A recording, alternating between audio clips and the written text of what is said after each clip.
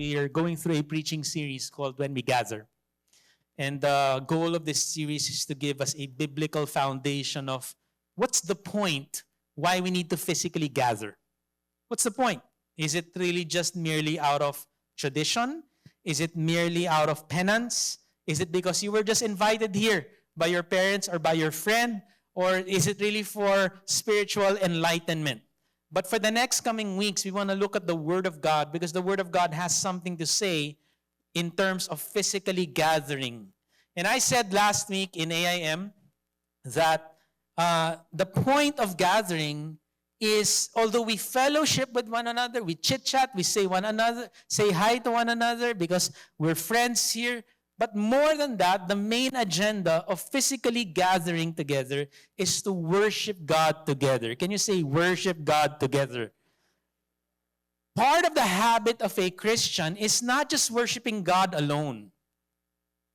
The discipline that we need to embrace if you are a Christ believer is not just to worship God alone throughout the week. We do that sometimes, right? We read the Bible, we pray, we turn on the songs, worship songs, and then we play it while you're driving, while you're commuting, while you're at home alone. But more than that, it's not just that worshiping God alone, which is a habit, which we need to have a habit, but also worshiping God together in a corporate setting. And this is the goal of the series, is to have a robust, a confident, a strong biblical backing why we need to gather together for the very purpose of worshiping God together. It's a 1-2 punch. You worship God on your own, but also you worship God with the spiritual family, with the local church. And so, many years ago, before the lockdown, I got to talk to a Thai. Okay? Pag sinabi mong Thai, someone who is from Thailand. Okay? Ano ba pronunciation? Thailand or Thailand? Okay? So I was talking to him because we have an Every Nation church in Bangkok. We have multiple congregations there, and he's a member of our church there. One day we were hanging out in Starbucks, one of the branches there in Bangkok, and I just asked him out of curiosity, kasi we were getting to know one another. And I asked him how he became a Christian. Because his background, he was a Buddhist. And when you talk about that nation, it's very hard, difficult to evangelize because the roots is more of Buddhism. And so he did not have an idea of who Jesus was. He heard about the Bible, but he does not know the Bible and does not read the Bible because he is a Buddhist. And so I asked him how he became a Christian. It was just one day he met a Christian in Bangkok and invited him to church, into a physical gathering. And then he attended. Etong sabi niya, the very first time he attended the Christian service, the moment he heard the church singing songs, it captivated him emotionally. It opened his heart miraculously, opened his mind, and enabled him to understand who this Jesus was. Take note, it wasn't even in the preaching yet. The moment he entered, and it was in a time of singing, it just emotionally touched him. It spiritually opened his mind. And because of the lyrics of the church, while the church was singing, because of the lyrics that was displayed there, it already was teaching him of who this God is. And from there, eventually he surrenders his life to Jesus and is still a member of our church. I think I talk about that and I share that story because that's what we're going to discuss today. An important activity of a physical gathering is singing songs to the Lord. Okay, I know it's awkward if this is your first time, no? And then you open your mouth and then you sing and then you look around you and the people are singing and sometimes it's awkward. I felt that when I was young, when it was my first time being in church, I felt that okay, minsan pa naman alto ako, no ba? Ala sa tono. Okay? Varitone. Max, my tone varies. Okay, so, and sometimes, we make that mistake from time to time. Okay, you sing the chorus ahead of the music team. Okay, the drums, and then you sing the chorus, hindi pa chorus eh, bridge pa lang eh, right? And so I know it's awkward, there's a bit of awkwardness, and it takes a muscle for us to develop that habit of singing together. But take note, an important activity of worshiping God together, an important agenda, if you ask, what's the agenda when we gather? When we gather on a Sunday 11, what's an important agenda? Well, an important activity is the singing part. And that's what I want to talk to us about today. Very simple subject, but gives you a biblical foundation that when we gather, we're not just looking at each other and saying hi and then praying and then listening to the sermon, which we'll talk about also the next coming weeks. But an important activity is we sing songs together as a worship unto the Lord. If you have a Bible app, or physical Bible, just read one verse here as a text as we talk about this sermon, singing in a worship gathering. Colossians chapter 3, verse 16. The Apostle Paul was telling the church in Colossae, that was an ancient city, and there was a thriving church in Colossae. This is what he said. Although he said a lot of things, but we'll focus here. Let the word of Christ dwell in you richly. Say richly. Not partially. Not some, not 10%, not 20%. But when you are a Christian, his exhortation is let the knowledge about Christ, let the teaching of Christ dwell in you fully. Dwell in you richly. Ang problem po sometimes, di ba, it's partial. When we segmentize and compartmentalize Christianity in looking at it on a Sunday morning alone, the teaching of Jesus does not dwell in us richly. It can be partially, it can be seldom, it can be a little, it can be a few, but the encouragement of the Apostle Paul, if you are a believer, if you are a Christian, you surrendered your life to Jesus, let the teaching of Jesus dwell in you what? Richly, fully, not partially, richly. How? He said here, teaching and admonishing one another. You know, when you talk about teaching, you're talking about instructing. Instruction. When you're talking about admonishing, warning. Take note, no? We're talking about sermon. When you're teaching, admonishing, in gathering, that's the sermon part. And we'll talk about that next week. But there are sermons that may, and all of you will nod, there are sermons that are feel good. Diba? Who wouldn't want a prosperity message? How many of you want to prosper? Oh, wala. Really? Diba? Like giving an example, there are messages that are feel good, like maybe prosperity. That's a feel good message. Love of God and the faithfulness of God. That's a feel good message. But there are also sermons that may warn. It can be a warning message. Now that's a spurring message. Alam niyo yung spur, di ba? Although natalo sila, sorry to all the Spurs. The spur is in the boots where you kick the horse with that spur. It kind of provokes the horse to act. And there are sermons that are not just feel-good messages and encouraging messages. There are sermons that we will encounter that may hurt, that may hit a nerve, that may provoke or annoy us to act on it. And so when you talk about admonish, I would put that into that category of spurring, of that provoking. But teaching, it's more of encouraging and instruction. But not only that. If we want the word of Christ to dwell in us richly, what the Apostle Paul was saying here is also teaching, admonishing, one side, but on the other side, it's this. It's singing psalms, singing hymns, and singing spiritual songs.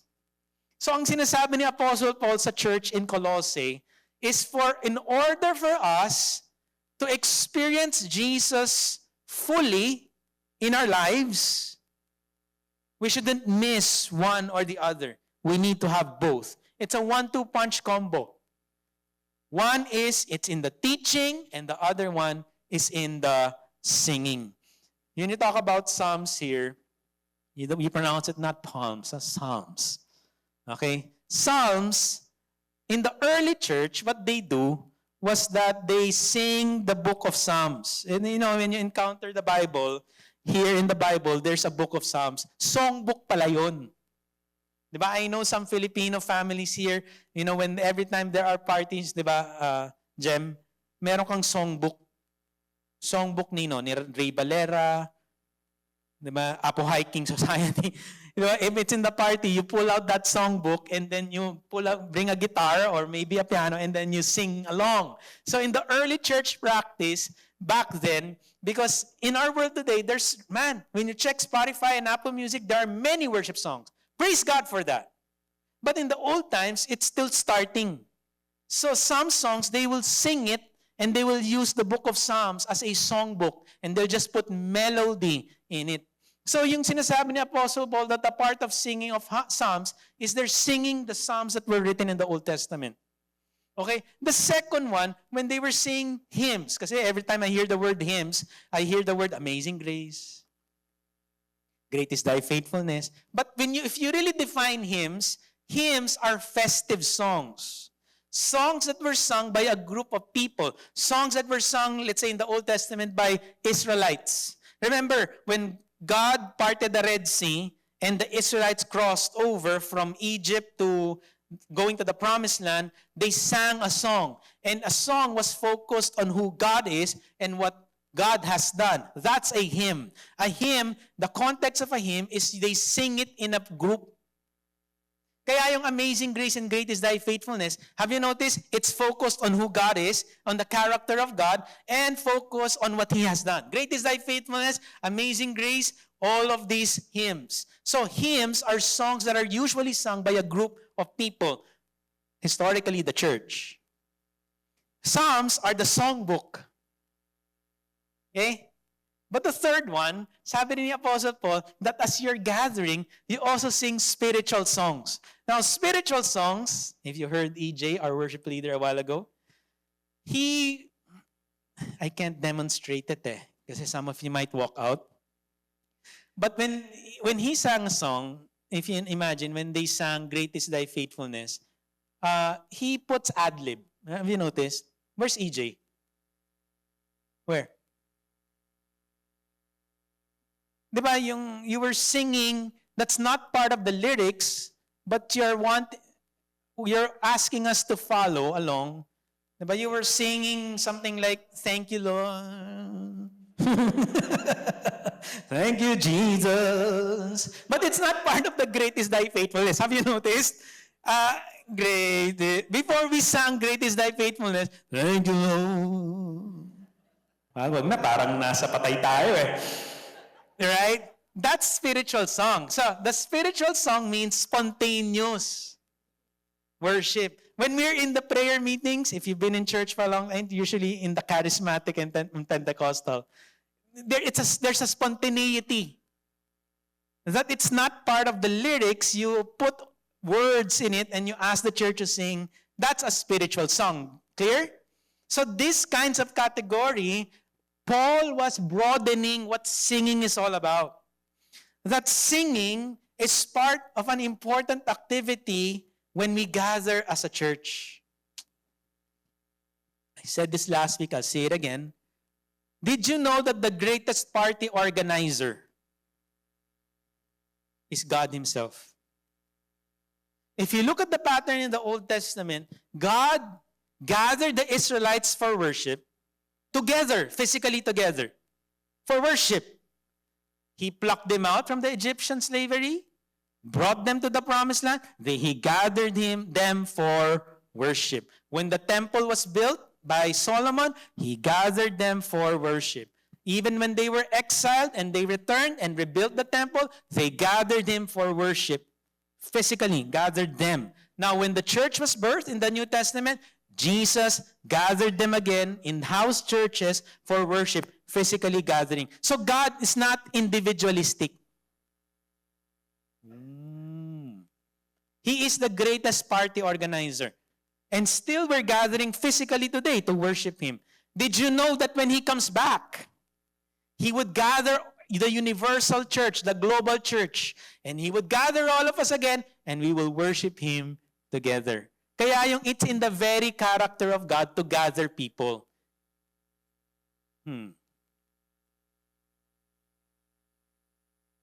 Online will not cut it.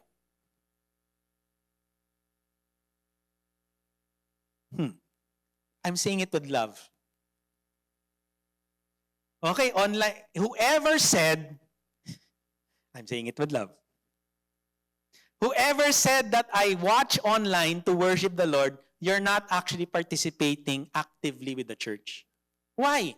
Una-una, you fast forward it, you just go straight to the preaching. And then you just call the people in the household, ayan na, preaching na, preaching na.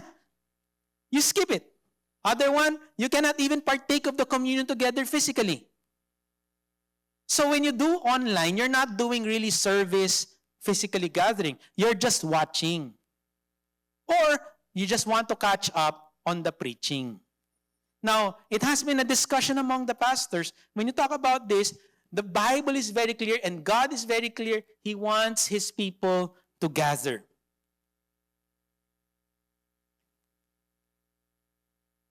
That's why we had to switch also, even my family. After the lockdown, ano ba? So ngayon, the discussion among our family and our pastor was this. So is it the same? Gathering people for worship like this, the same with online worship? Is it the same? Think about it. It's not the same. Why? Because you're not with your fellow brother or fellow sister. There is no encouragement, maybe for you, but how about, John Calvin said this, how about partaking of the communion together? How about the praying together? How about the fellowship? How about the teaching and admonishing one another? It's in not so, I'm talking about, now thank God for online. Our preachings are online.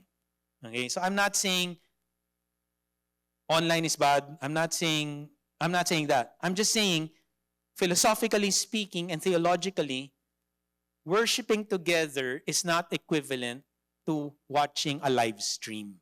That's my point. So it cannot be said that I already went to church by watching YouTube.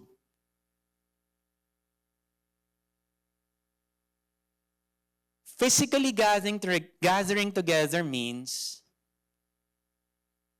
it's part of my nourishment as a believer. Here's a question that I want us to think through. Is it possible for a believer to be healthy and thriving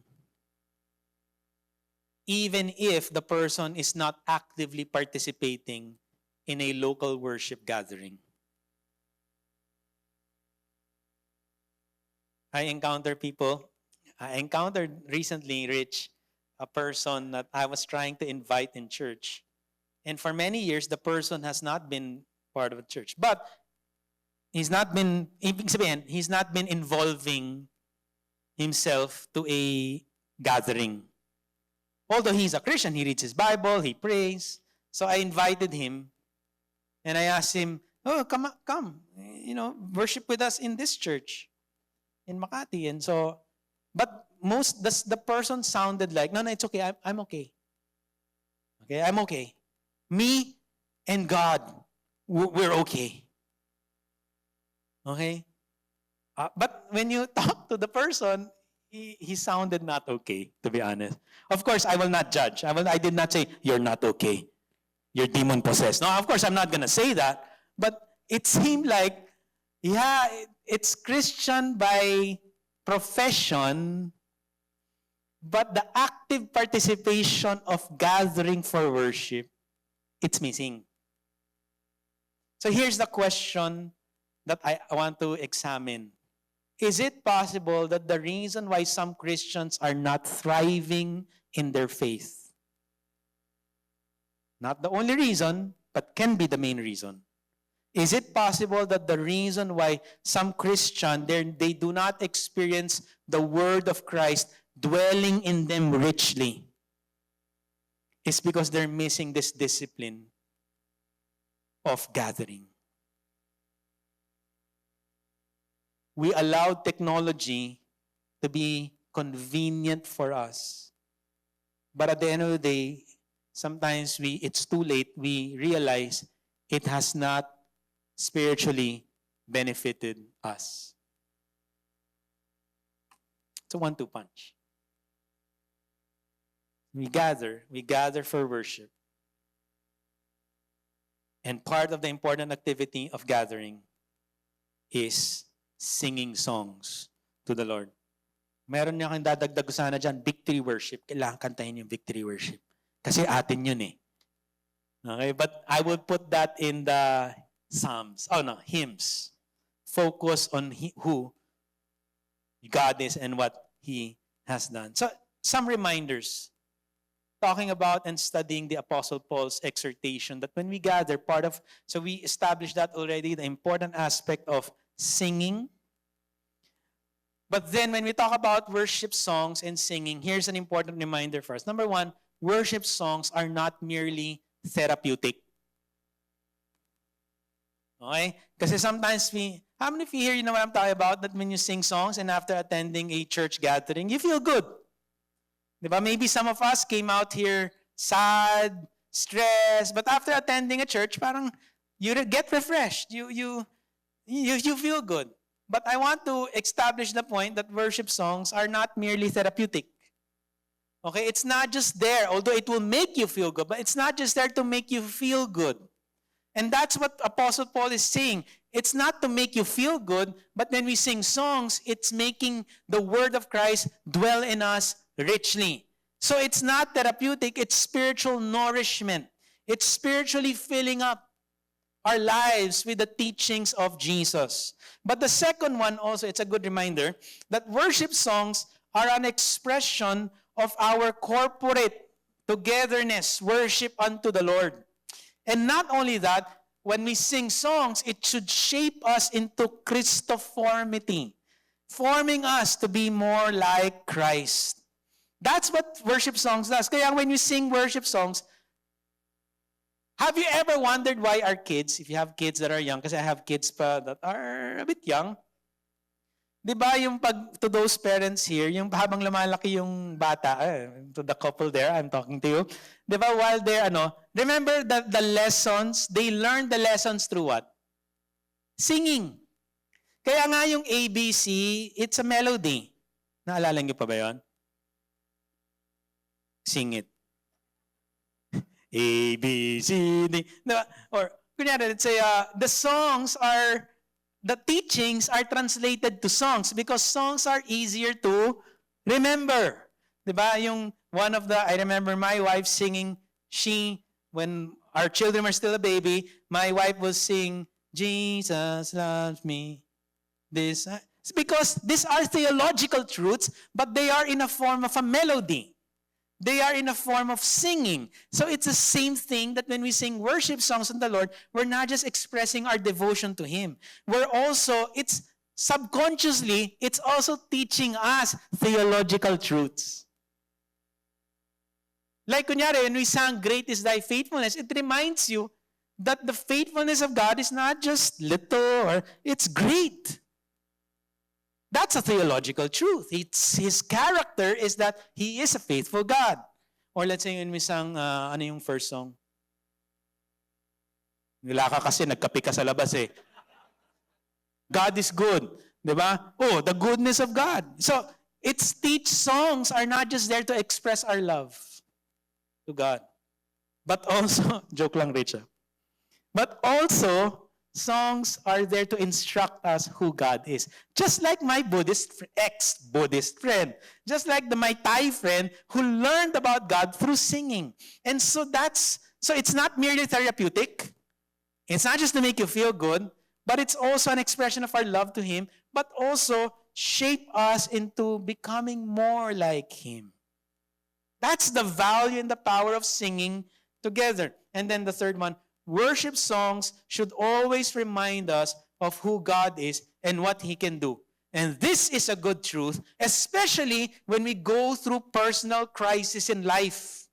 Kasi po usually pag dumaan tayo sa problema, sometimes we allow our problems to define our theology.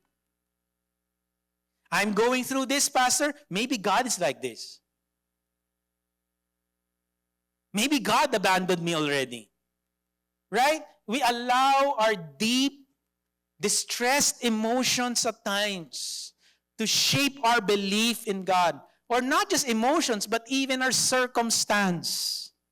And so, it's good that when we come here, regardless, say regardless. Meron bang irregardless? Wala. O sa regardless. Sabihin mo sa katabi mo, regardless. Regardless of what you and I are going through, that when we sing worship songs, I can align my heart and my soul and my mind to the truth about God, that even if I'm going through the most painful situation of my life, how many of you agree God is faithful and still good? Amen? Nako, when you watch the news, Doc, when you watch what's happening, okay, is this edited? In the Senate, in the Congress, in what's happening in our nation, right? Sometimes you think, Lord, are you there? Do you still care about the Philippines, right? But when we gather as a church and when we sing songs of praise and when we sing songs that instruct us who God is, how many of you agree that you can still believe that there's hope for the nation? So, ibig sabihin, it's theological forming. It strengthens us. It's not just an emotional outpouring. Although it can start that way, because some of you might ask, where's the space for lament? Pastor, when you study Psalms, there are lament. The psalmist would express their deepest emotions. Where's the space for that? There is space. But it's not our lamenting that will triumph. How many of you agree it's the truth and the character of God that will triumph in our lives? Amen? So it's not that. So that's the value of singing songs to the Lord. Kaya po, worship songs is not just a filler in the program. Sometimes I thought that way when I was still a young Christian. Siguro dahil 1 hour and 30, or minsan pag overtime si Pastor, 1 hour and 45 minutes to fill up the program, so that there'll be no dead there. No, it's not. The important, or sometimes even we think that worship song is just there to soften the heart. Ma-break in muna. Para pag preaching, malambot na. Maybe to soften the heart. No, it's more than that. The fact that we're singing songs, we're already expressing our devotion to the Lord, and it's already instructing us. So sometimes worship songs can be preaching itself already. There's already a bit of teaching there. I hope that's a good reminder for us that every time we gather, when we sing songs, we sing songs of praise and devotion to the Lord, of our love to Him. But it's already shaping us, not to be like your pastor, but shaping us to be like Him, to be more like Jesus. And then, in the last part of Colossians 3, verse 16, I'm going to land this plane. So he's in the context of gathering, right? You have your new life in Jesus. This is part of a discipline you have to embrace. So the habit now, when you become a Christian, kasi in-emphasize ni Apostle Paul in Colossians that Christ is supreme. And therefore, when you have Jesus, it's more than enough. But in light of who Jesus is and what He has done, this is how you live. So that's the technique of Paul when he writes letters. Indicative and imperative. Indicative of who Jesus is. Imperative is what we do in light of. So this is imperative now. That what should we do in light of what Jesus has done for us? Okay, so we get that. But an important aspect of singing together and worshiping God together is in that disposition, the last part. What does it say? With? Okay, mukhang hindi thankful. With thankfulness in your hearts to God. That's the disposition. I want to exhort every believer here, and I'm speaking to myself as well.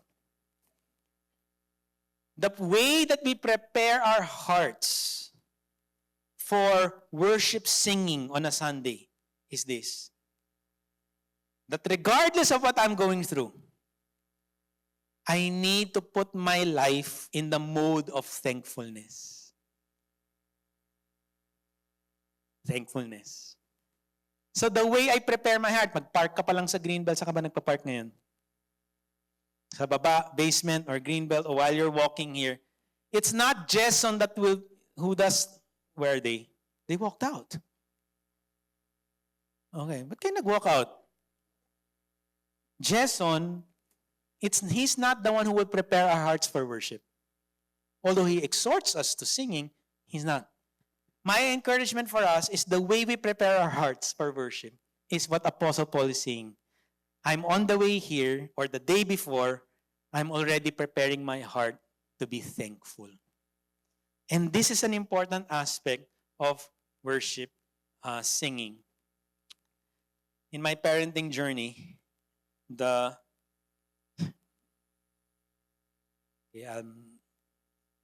try to filter it. In our parenting journey, we're in the process of teaching our youngest to be thankful. She's still young, so maybe all the veteran parents, you can coach us. So right now, parang we've noticed that she's 7 years old, but she always, parang the tendency, and all of us can relate, the tendency for us is, and for her, is to compare. And then when she compares, she complains. And then she's emotional. Okay, there were a few, yesterday, my wife asked me, and she's very careful because it's Father's Day today, so she doesn't want to stress me out. Pero sabi nga, talk to her. Who? Yung anak mo. Okay, talk to her. Teach her how to be thankful. Because my wife gave gifts to her nieces na ka-age din niya, but yet, because she's in my second daughter, she felt jealous. She's kind of envious na bakit may chocolate yung mga pinsan niya, siya wala. Pero pag chinek mo yung rep, daming tsokolate. But every time when we're about to give gifts, she thinks it's hers. It's supposed to be hers. And then magdadrama na siya. So umuwi siya, one time umiiyak, nag-i-emo. Sabi niya, doesn't love me. Oh, ganon. And then, because she feels bad, she compares and then she complains. And then of course, my wife said, before you leave for Imus, you talk to her. Okay, why is it my problem now? Because you're the dad. Okay? And so, we're trying to explain to her that she does not have to compare. And then she does not have to complain. But she has to be more thankful of all the blessings she has received from the Lord. So I need to be sanctified in this area. I said, Caroline, yesterday before I left, you have to be thankful of all the blessings that your mom gave and I gave. You have many food there in the ref. So it's okay even if we gave chocolates to others. I forgot pala, love. One time, the other day also, there were carpenters in our house painting. And so my wife decided to give food to the carpenters. Pizza. Angel's Pizza for lunch. 2 boxes. When my daughter saw it in the kitchen, sabi niya, it's mine. Akin na lang. Sabi niya, I want. Yeah, but it's not for you. It's for them. So ngayon, binigay ko yung pizza, bad parenting. Love, may bawas na pizza. So when the carpenter opened it, there's a rat that stole. Okay? Akala niya rat, it's my daughter. Okay? Someone got 1 slice of pizza because it's hers. She wants it. So we're in that mode now of parenting that, hey, you don't have to get what other people will receive. You don't have to complain and compare. You got to be thankful.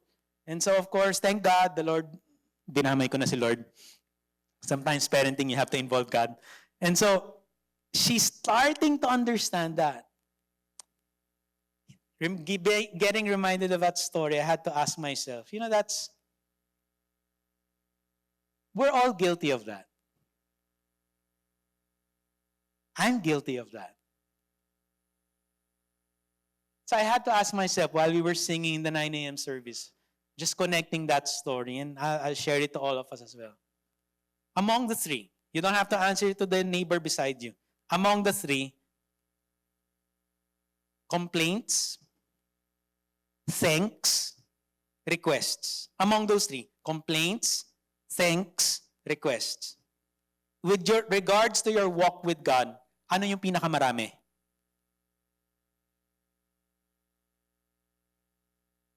Okay? Among those three, complaints, thanks, requests. With regards to your walk with God, which among the three is the manyest? Okay? Is the top one? Sa 9 a.m., someone was honest. Complaints! I'm guilty of that as well. If it's not complaint, what is it? Request. So, for me, top one was request. But top 2 and top 3, they're equal, they're tied. Complaints and thanks. Sometimes we get to thank the Lord, di ba? Very few. Lord, thank you for the day. Thank you for the food. Lord, sana manalo ko sa loto. Lord, give me this and give me that. And it's all 90% requests. But I share that to us, brothers and sisters, but because I want us to be able to do auditing, personal auditing in our lives. How many are requests? How many are thanks? And how many are complaints? But the encouragement of this passage is that when we gather in singing, sabi mo yun Jason, it's really not the request. At the end of the day, it's the thanks. And how many of you here can thank the Lord 10 more times today? Amen? This week, the Lord has been faithful and good to you. Come on now. Kailangan yung atmosphere that when we gather pala as a church is not complaint. Although meron, for sure. But it's the thanksgiving that should overflow in our hearts. And I want to end that because that's the important disposition. If there's the most thankful people in the world, it should be the Christians. It should be the disciples. Amen? Let's all stand.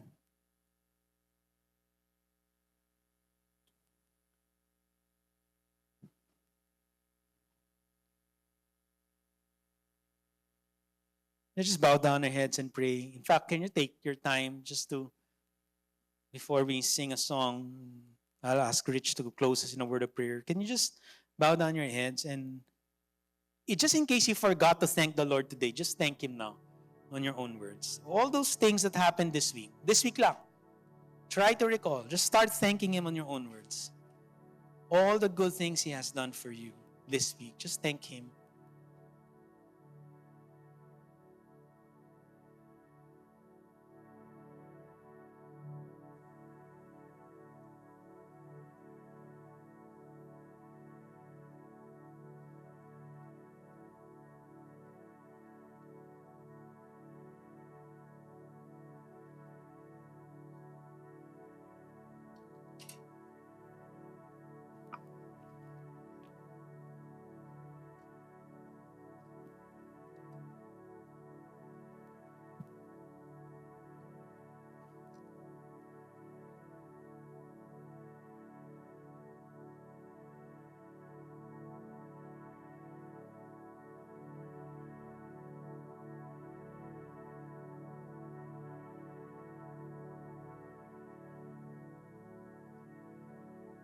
You know, as we sing this song, I'll ask EJ to sing this song. You know, the story of how this song was composed, just to let you know, and we're going to sing the heart of worship here, was that Matt Redman was a worship leader of a big church. One time, the senior pastor of that church realized that thousands or maybe hundreds of people come every week, but they come for the wrong reason. Pastor realized they come for the lights, for the concert, for the production. And so the senior pastor said of Matt Redman, this is unacceptable. And so what he did, he radically adjusted the church the next week. Right after, what he did was he removed the lights. He removed the fog machine. He removed the sophisticated and complete band. and he only put one worship leader with an acoustic guitar. People came, and then after seeing it, the attendance decreased. But then Matt Redman realized an important truth, and he wrote his heart on that song. And then that's the reason why he said, when the music fades and all is slipped away, I'll simply come. It's a humbling moment for him. And then he realized the heart of worship was not the production or the externals. The heart of worship is coming back to Jesus. Amen. And that's why he wrote that song.